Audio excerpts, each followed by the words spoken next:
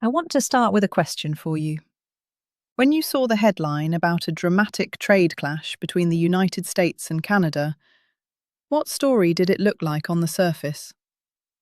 Probably something about two governments arguing over tariffs, diplomacy, and national pride. A tense negotiation, maybe some harsh words at a press conference, and the usual geopolitical theatre we see every few months. But the real story underneath that headline is almost never about personalities or dramatic speeches. It is about leverage, economic structure, and who actually holds power when markets start to shake. And once you start looking at it through that lens, the situation begins to look very different from the official narrative. Public reporting tends to frame events like this as a simple diplomatic standoff. One government proposes a compromise, the other rejects it, and analysts debate whether the tone was too aggressive or not conciliatory enough. In this case, the mainstream account suggests that Washington attempted to stabilize a trade dispute by offering partial tariff relief and a temporary negotiating window, while Ottawa rejected the proposal outright and insisted on stronger concessions.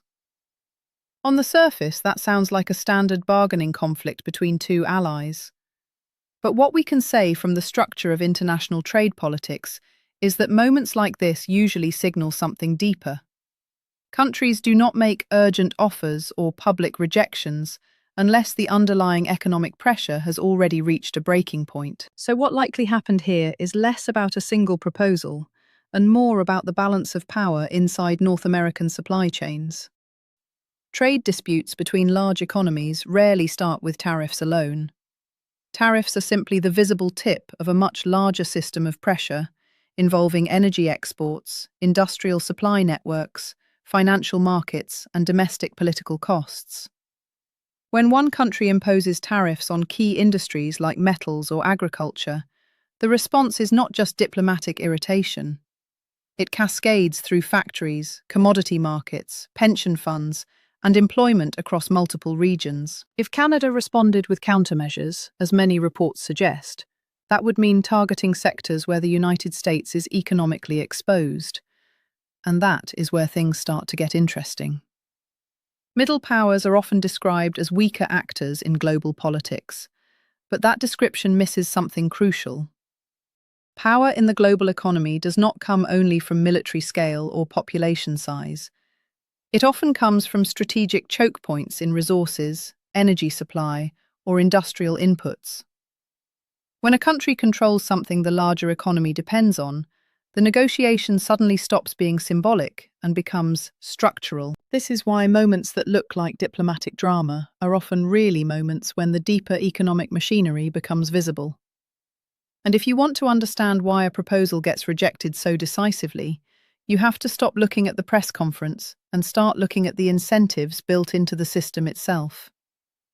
That is where the real story usually lives. And once we walk through that system together, the question becomes unavoidable. When two wealthy countries clash like this, who is actually defending public interest? And who is trying to protect the economic rules that benefit them the most? Before we go further, if you find this kind of deeper economic breakdown useful, consider subscribing and staying in this conversation with me.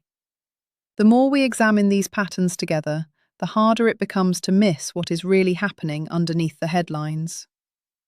Now, to understand why a proposal like this could be dismissed so quickly, we have to step back and look at the incentives that shape trade negotiations in the first place. Governments do not negotiate in a vacuum. They negotiate while industries lobby them, markets react in real time, and political coalitions at home demand results. What the public sees as a diplomatic offer is often the visible output of months of pressure from companies, financial actors, and domestic interest groups trying to protect their position in the economic hierarchy. The mainstream framing tends to treat tariffs as a punishment tool used between rivals, but in practice, tariffs are often bargaining chips in a much larger economic chess game. When a government imposes tariffs on sectors like steel, aluminium, or agricultural goods, it is not only trying to extract concessions from the other country. It is also signalling to domestic industries that it is willing to defend them from foreign competition.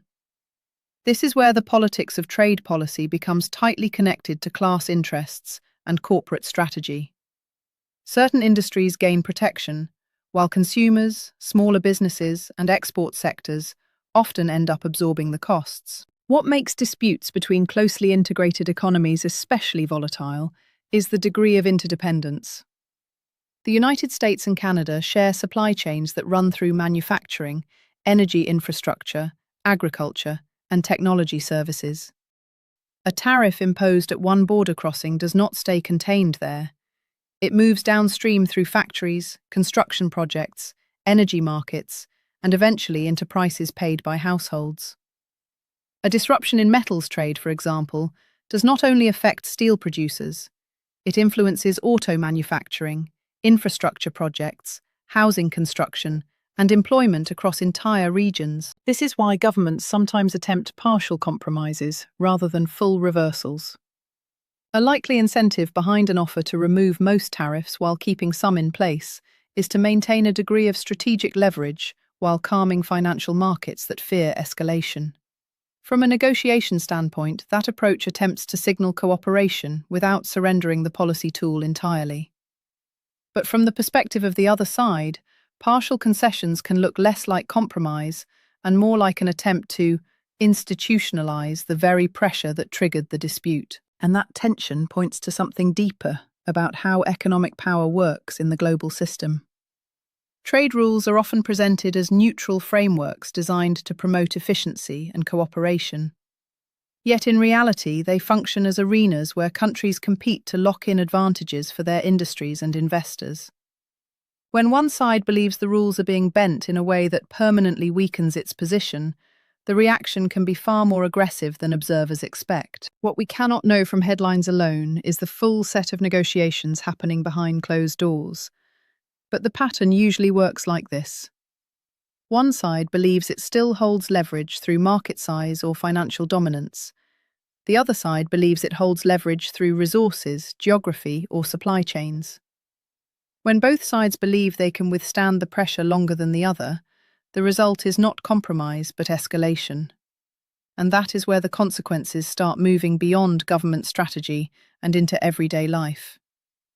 Because once trade conflicts reach this stage, the costs do not stay inside diplomatic offices or corporate boardrooms.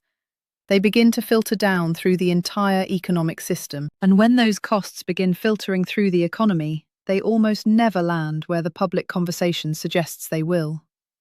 Trade disputes are usually framed as battles between national governments defending their people. But in reality, the distribution of costs inside each country is extremely uneven. Large corporations with diversified supply chains often find ways to adapt. They shift sourcing, renegotiate contracts, or pass higher costs down the chain.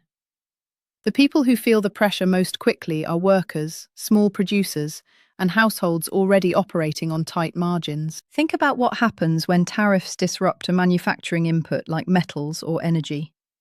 Factories that rely on those materials suddenly face higher costs or unstable supply.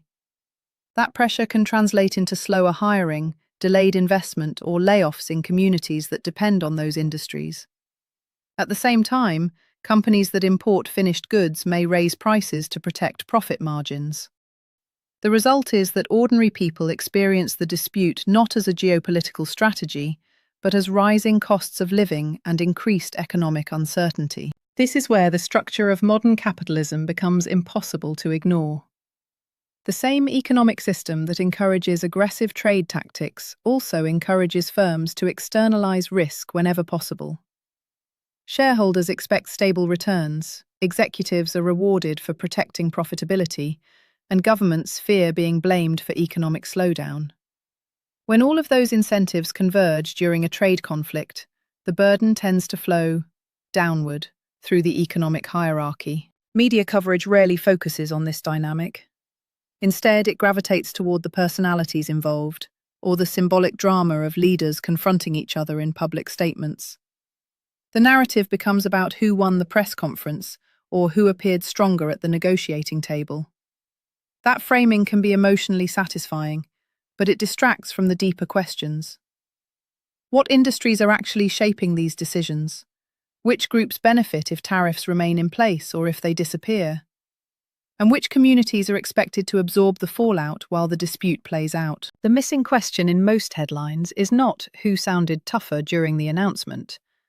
The missing question is which economic interests are quietly steering the outcome behind the scenes. Because trade policy, despite its diplomatic language, is fundamentally about structuring the flow of profits, resources, and power across borders.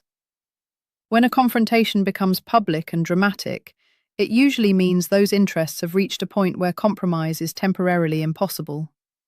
And that realization leads us to the broader lesson hidden inside events like this.